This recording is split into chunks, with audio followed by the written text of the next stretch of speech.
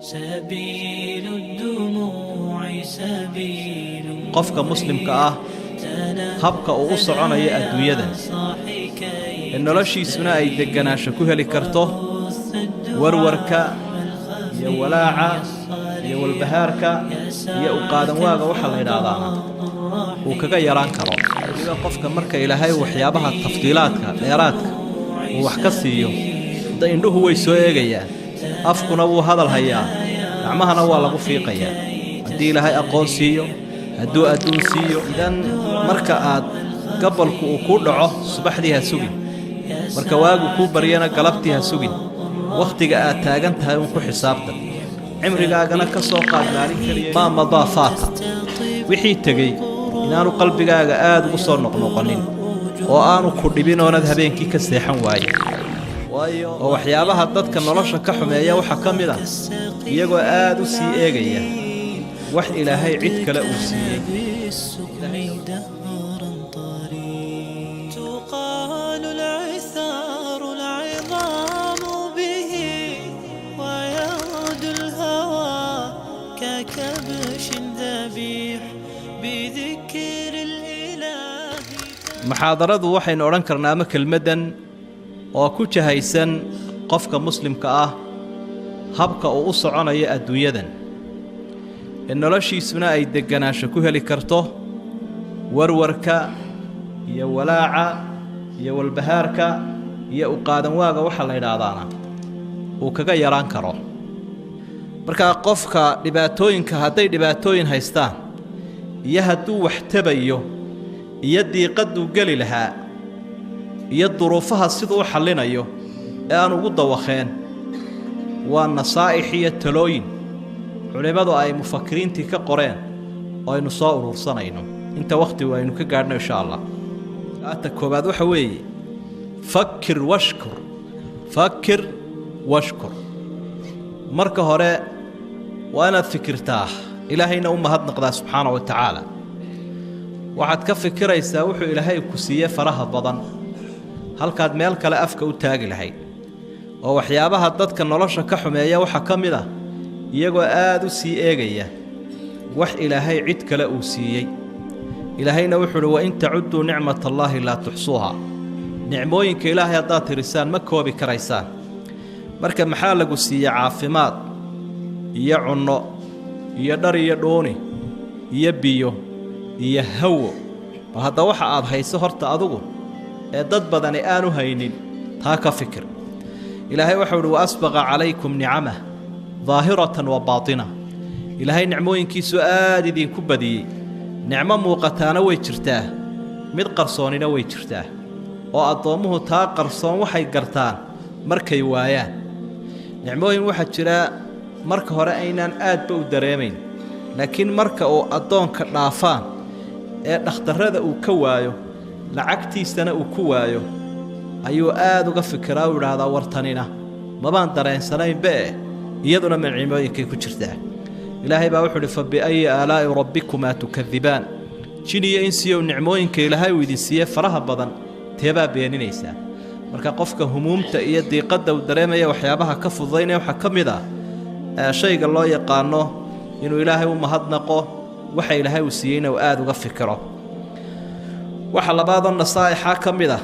ma madaafata wixii tagay inaanu qalbigaaga aad ugu soo noqnoqonin oo aanu ku dhibin oonad habeenkii ka seexan waayo ilaahay waxa uu inoo siiyay waxa la yiraahdaa ilowgaasi waa dawo weyn aynu la yaabsanahay ee aynu leenahay ilowgii baa igu batay hadda danteennaba weey haddii wax walba aad xusuusanto waxaad ilaawaysaaba aanu jirin oo daakiradaada iyo xusuustaada waxa la wixii muruga ahaaba aanay ka tagaynin mabaad seexan karteenba geeridii baad ilaawaysaa balaayadii kugu dhacdaad ilaawaysaa wixii ku dhaafay baad ilaawaysaa dan iyo maslaxad ba inoo tahay waxa la yiraahdaa tadakkuru almaadi wa tahazunu qatlu lirada qofkii oo xusuusta wixii dhaafay oo ciil iyo carab uu go'o ciil kama kala noqda waxa weeye qatlu lirada qofka go'aankiisii iyo horumarku sameyn lahaa bay ka dilaysaa idan cinda alcuqalaa yudwa wala turwa wala iska laaba safxada laguma celceliyo lama qofka hortiisa u neetaala maaha wixii dhibaatooyin ahaa iyo wixii dheefa dhaafay ilaahay baa wuxuu yidhi tilka ummatun qad khalat lahaa maa kasabat walakum maa kasabtu taasi waa ummad tagtay sideedaa ku dhaafo idinku shaqaysta wey yowmuka yowmuk waxaa ka mida nasaa'ixa ah maalintaadu waa maalintaadii maalinkaad taagan tahay maalinaad iska leedahay weeye oo aad ku xisaabtami karto idan marka aad gabalku uu kuu dhaco subaxdii ha sugin marka waagu kuu baryana galabtii ha sugin wakhtiga aad taagan tahay uun ku xisaabtan cimrigaagana ka soo qaad maalin keliya inuu yahay maalinkaas saacadihiisa sannado u qaybi daqiiqadihiisana ayaamo idan markaa ka faa'iidayso ayuu ku dhaafi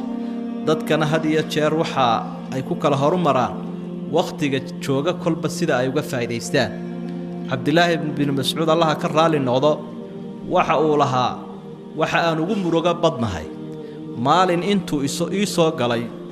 iga baxay oo cimrigaygiina naaqusay camalkaygiina aanu kordhin cimrigaygii wuu naaqusoo maalinkaasi waa i dhaafay laakiin camal maalintaa ii kordhay ma jiro ila cilmiga laftiisii waa camal waxa aan ugu muruga badnahay waa kaas ilaahay baa wuxuu uhi wakhud maa aataytuk wa kun min ashaakiriin waxa aan ku siiyey qaado kuwa mahadnaqana noqo nasaa'ixa waxaa ka mida utruki lmustaqbala xataa ya'ti mustaqbalka soo socda iska daa ilaa intuu imanayo dad fara badan baa iyagana waxaa dhibaato ku haya mustaqbalka iyo warwarkiisa gaajay ka warwarayaan faqri bay ka warwarayaan balaayay iska warwarayaan marka warwarka faraha badan ee mustaqbalka qofka haystaana waxyaabaha nolosha ka xumeeya wey ataa amrullaahi falaa tastacjiluuh arrimaha mustaqbalka waxba ha dedejisinaba ayaa rabbi wuli subxaanahu wa tacaala oo iyada oo qofkii axdaafta iyo dhacdooyinka uu ka horu maro waxay noqotaa ijhaad umuurtiisu way dhicisaa qofkaa oo wuxuu ka dhignaanayaa qof midhihii goosanaya intaanay gaadhin wakhtigii bisaylka marka waxaad ka warwartaa ayuu jirin shaydaankuna waxa mustaqbalka la xidhiidha ee warwarka uu kaaga hayo ee aad ka seexan la'adahay iska dhig ilaahay baa wuxuu uhi ashaydaanu yacidukum alfaqr waya'murukum bilfaxshaa wallaahu yacidukum makfiratan minhu wa fadlaa shaydaanka waxa kalgeedka shaydaanka la idhaahdaa kaa mufsidka ah magacaa la baxay waxa uu idiin yaboohayaa faqri iyo foolxumo mustaqbalka ku saabsan ilaahayna dembi dhaaf iyo fadliya dheeraad buu idiin yaboohayaa nasaa'ixa waxaa ka mid ah kayfa tuwaajih annaqda alaathim had iyo jeer qofka bani aadamka ah dad fara badan baa ku soo jahaysan weliba qofka marka ilaahay waxyaabaha tafdiilaadka dheeraadka uu wax ka siiyo indhuhu way soo eegayaan afkuna wuu hadal hayaa gacmahana waa lagu fiiqayaa haddii ilaahay aqoon siiyo hadduu adduun siiyo hadduu awood siiyo wixii ilaahay uu qofka siiyey dheeraadaba waa lagu hadal hayaa idan markaa taasina yay noqoni wax niyadda kaa wasakheeya waxaad ogsoon tahay nebi maxamed ba calayhi salaatu wasalaam in la caayay oo qaar wakhti hore jooga iyo oo wakhtigiisii ahaa iyo qaar hadda jooga labadaba inay caayeen baad og tahay nin shaacira baa waxau idhi xasadulfataa idaa lam yanaaluu sacyahu faannaasu acdaa'u lahu wa khusuumu qofka dad badan baa marka ay dadaalkiisa gaadhi waayeen cadow u noqday lana murmaya marka ha ku fikirin an takuuna maqbuulan lada aljamiic saaliman min alcuyuub cinda alcaalam hada mustaxiil inaad dadka agtoodao dhan noqoto mid laga qaadanayo oo cidi aanay ka hor imanayno gacmo furan lagu soo dhowaynayo taasi maya rasuulkii iyo rusushii ilaahay baanay ka dhicin sidaa daraaddeed haddii qaar ku caayaan ama wax kaa sheegaan in badanoo ku ammaanaysa in badanoo ku taageersan in badanoo waxa wanaagsan ee aad waddo soo dhowaynayaa jira marka taasina inay nolosha dhadhankeeda kaa lumiso maaha nasaa'ixa waxaa ka mida laa tantadir shukran min axad qofnaba ha ka sugin inuu kuu mahadnaqo oo dadka ha odhanin wax wanaagsan baan wadaa oo cilmi leh oo infaaq leh oo waxtar leh oo dan guud leh maxay wax iiga sheegayaan ama ay igu mahadnaqi waayeen oo marka xafladaha laga hadlayo iyo marka warbixinaha la qorayo iyo marka taxliilka la samaynayo haddii laguba soo qaadi waayo ka fikir in ilaahay agtiisa un lagu soo qaadi doono oo xuska ilaahay u baad ka sugaysaaye laa tantadir shukran min axad haddaad doonayso noloshu inay macno kuu samayso dadka mahadnaqooda iyo ammaantooda waxba ha xiisaynin ilaahay baad abaalmarin ka sugaysaa subxaanahu wa tacaala hadday macruufkaaga diidaan iyaga oo u diidaya liannaka axsanta ilayhim xataa inaad u samafashay adoo u samafalay hadday kuga soo qaadi waayaan ha ka sugin ilaahay baa wuxuu uhi wamaa naqamuu ilaa an aqnaahum allahu warasuuluhu min fadli waxa ay kula dagaalameen rasuulka iyo mu'miniinta in ilaahay iyo rasuulka uu qani ka dhigay ilaahay baa qani ka dhigay rasuulkii baa qani ka dhigoo wax siiyey haddana nacaybshiye iyo colaad bay kala hor yimaadeen ee mabay u mahadnaqinba qur-aanka waxa ilaahay uu tilmaamay qofka gaalka ah marka hore ilaahay buu baryayaa marka uu dhibaatada rabbi ka dulqaadana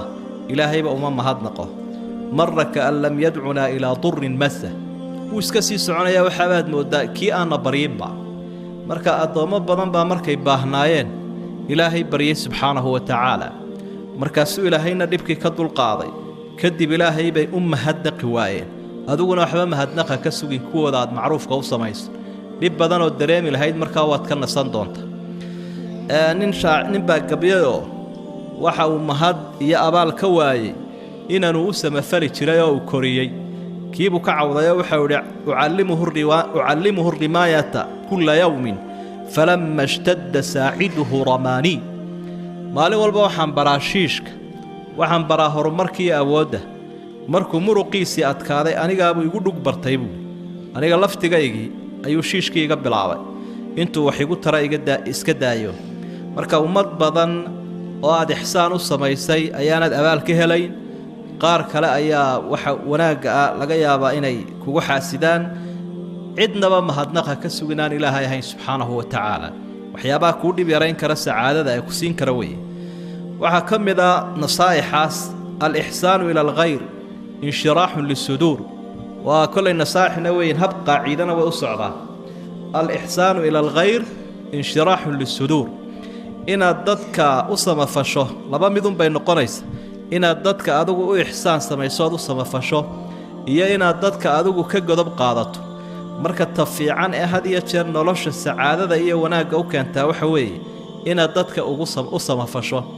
arrin iyo adduun iyo aqoon iyo awood wixii aad ummadda dheer tahay isku day inaad noqoto kas wax siinaya ee iyaga aan waxba ka sugaynin marka waxaa la yidhaha aljamiilu kasmi waalmacruufu ka rasmi waalkhayru ka طacmi marka shayga jamiilka la yidhaahdaa magaciisaasunbuu la mid yahay shayga jamiilkaahi jamaal buu keenaa iyo qurux macruufkuna curfi iyo wanaagunbuu keenaa wixii wanaageed samaynaysa waxaa la yidhaha awalu lmustafiidiin iscaadu lmutafadiliin dadka had iyo jeer tafadulka iyo dheeraadka leh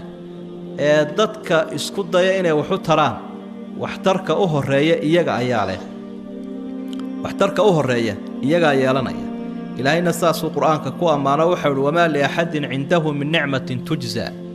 ila ibtiqaa'a wajhi rabbihi alaclaa abuubakar bay ku soo degtay baa laydha aayaddu cid alla cid uu wax kaga doonayay ma jirin cid abaal ku lahaydna ma jirin wamaa liaxadin cindahu min nicmatin tujza marka abaalka ilaahay unbuu ka sugayaa idan ku xisaabtan inaad dadka u samafasho taasaana adiga nafis ku ah mar haddaanay gacan kaa sugayn aanaad adigu iyagu aanay wax kaa sugayne iyaga un ay wax kaaga maqan yihiin nasaa'ixa waxaa ka midoo ka sideedaada udrud alfaraaqa bilcamal udrud alfaraaq bilcamal haddaad doonaysa sacaadada nolosha iyo maskaxda iyo qalbigu inay kuu nastaan waxaa la yidhaahda faraaqa oo ah qofku jaaniska uu haysto inuu ku buuxiyo shayga camalka la yidhaahdo walow ciyaar jidhkiisa dhisaysa iyo tababaraan khayrka ka mashquulinna ha noqdabe oo waxaa la yidhaahdaa alfaariquuna fi lxayaa hum ahlu lirjaafi waashaa'icaat dadka had iyo jeer jaanis kale ama faraaqa hayeen shaqaysanaynin waa kuwa ugu muran badan ee ugu munaafaqad badan ee ugu isku dir badan sidaa daraaddeed baa munaafiqiinta ilaahay uu ka warramo wuxuu yidhi raduu bian yakuunuu maca alkhawaalif waxay raalli ka noqdeen munaafiqiintu intay jihaadkii ka hadheen oo howlihii caamka aha ee ummadda ay ka hadheen inay macal khawaalif dumarka guryahooda joogay ku hadheen marka hawloo dhan kolkii ay ka hadheen hadal bay isu taageen foolxun inay tiriyaan oo aad iyo aad ay wax uga sheegaan dadkii mu'miniinta ah rasuulku horkacayay sala allahu calayhi wasalam waana dhab weeyo sidaa culimmadu ay sheegeen in fara badan dadkeenna waxa ama qaylaadda ku kalifaya iyo balwadda waxa boolatiigga iyo fadhi kudirirka ku kalifaya dee waa faraaqa qofku hadduu 10 saacadood shaqayn lahaa 2 saacadoodna midna uu sii socon lahaa midna uu soo socon lahaa 4 saacadoodna uu cibaadaysan lahaa waxa laga yaabaa cidba kii la hadlaba wuxuu odhan lahaa fadlan lacagi weydii waqti kuma hayeen adigoo iga raaliya wax waqti oon kuu hayaa ma jirayo wax hadalan toona aan karayaaye waan soo daalo ama waxbaan karsanayaa ama dharkan maydhanayaa ama in yar baan yara nasanayaaye hore ka sii dhaqaaji buu odhan lacag waan ku siin karaa laakiin waqti kuma siin karo waa sida dadka adduunyada u warda ummadaha kale maanta ay u socdaan qofku waxa laga yaabaa in ay uga sahlan tahay inuu lacag ku siiyo inuu waqti ku siiyo salafuna saalixna saasay hayn oo waqtigooda diinta uga faa'iideyn jiray axad aclaami salaf baan jidka isu taagayo kolkaasaa wuxuu ii joogan su'aalku weydiiyay lamu ballansanayn marka horay buu ka dhaafay maalintii labaadna wuu dhaafay maalintii saddexaad buu ku dhagayo wuxuu maalin walba waad dhaafaysaa bal maanta isu kay taag wuxuu horta qorraxda jooji qorraxda marka aad joojiso ayaan aniguna joogsan doonaa inta qorraxdu socdo anna waan socdaa kol hadda qorraxda la tartamaysa isku qolo ma ihine bal ka sii dhaqaaji buu marka udrud alfaraaqa bil amal hadaa doonaysa inaad nasato oo aad mafsuuq noqoto taa ku dadaal sidaa daraaddeed baa boqolkiiba 50 dhakhaatiirta caalamka cilmu nafsiga ka hadlaa waxay leeyihiin waxyaabaha u kasbi kara qofka sacaadada iyo inuu raaxaysto maskaxdiisu way nasato aan u warwarin waxa ka mid ah in waqtigiisu buuxo oo shaqaynayo waliba qofka maskaxda ka shaqeeya waxa ka sii mafsuud iyo farxad badan qofka muruqa ka shaqeeya bayda sida midal dadka falaaxiinta beeralayda dadka dhismayaasha ku jira dadka xamaaliinta ah yaciishuna kal asaafiir fi saadatin wa raaha sida shimbirahaasi ay uga geerarayaan kaynta dhexdeeda ay isaga faraxsayeen ba xamaaliintaasi iyo dadka dhisayay heesay iska tirinayaan waxa laga yaabaa kii dirayna ee taajirka umuumiga ahaana ee lacagta u hayayna inuu maskaxda isayo warwar uu naftahayo waxa kamid ah qodobka sagaalaad min asbaab saada la takun imma'a ha noqonin qof daba socda ama sida waqtigan dambe aynu ilaahna laga dhaxalo ama dhaka cid kale xambaarsan ha noqonin athar baa ku soo arooray ibn mas'uud laga wariyo oo culimada qaarkood ay daciif ku ahaayeen daciif ay ku sheegeen idan marka waxa muhiima inaanad naftaada ilaawin la tansa nafsaka wa shakhsiyatak wala tansahir fil aakharin inaanad dadka kale ku dhex milmin oo shakhsiyadaada iyo naftaada aanad ilaawin waa muhiim ila hadii dadka dhaxadlaan dhaka kale lagu xambaariyo waxaad ku dhawaaqaysaa afkaar cid kale unay noqoto oo nacamla dad kale aad noqoto waa musiibo sidaa daraaddeed ayaad ogsoonaanaysaa bani aadamka sidan ilaahay uu kala duway muuqaalkooda ayaa mawaahibkooda iyo maskaxdoodana rabbi uu kala duway subxaanahu wa tacaala marka mawhibada iyo maskaxda ilaahay uu ku siiyey adigu isticmaalo caqligaaga ku fikir qad calima kullu unaasin mashrabahum walikulli wajhatun huwa muwalliha qof waliba mashrabna waa iska leeyahay jiha uu u jihaystana uu leeyahay isaga ayay tahay inuu samaha iyo xumaanta kala miisaamo daliilkana raaco qodobka tobnaad nasaa'ixa kamidi waxa weeye al-iimaanu bil qadaa'i wal qanaa'atu bi qofku si uu sacaado wanaagsan u helo culayska iyo lawdka iyo dhibka haysta uga fududaado waa inuu rumeeyaa go'aanka ilaahay iyo qorshihiisa waxa ilaahay uu qadaro waa inuu ku qancaa rumeeyaana saasuu quraanku ina baraya ilaahay baa wuxuu ma asaba min musibatin fil ardi wala fi anfusikum illa fi kitabin min qabl an nabraha inna dhalika ala allahi yasir wax kasto oo dhibaato yimaada iriyo dhulba ilaahay baa si qadarayo kitaabu ku sugnaa intii aan ifka uba soo bixinba wax qoran bay musiibadaas ahay idan marka wax kasto oo dhaca ha u qaadan waayin oo u qaadan waayaanay kugu noqonin aqeedada wanaagsanina waa sidaas man yuridillahu bihi khayran yusib minhu man yurid illaahu bihi khayran yusib minhu nebiguna wuxuu uhi calayhi salaatu wasalaam qofka ilaahay uu khayr la doono waxuunbuu soo gaadhsiiyaa marka dhibaatada soo gaadhaysa qofka waa inaanu odhan waay sida had iyo jeer dadka diinla'aanta iyo kufriga uu haysto maxay ku dhacday wax kasta oo sababahoo keeni lahayd waxaan inaan kaga gaashaanto waan sameeyey maxay igu dhacayaan saa daraaddeed baa rasuulku inoo diiday sala allahu calayhi wasalam markay wax dhacaan inuu qofku idhaahdo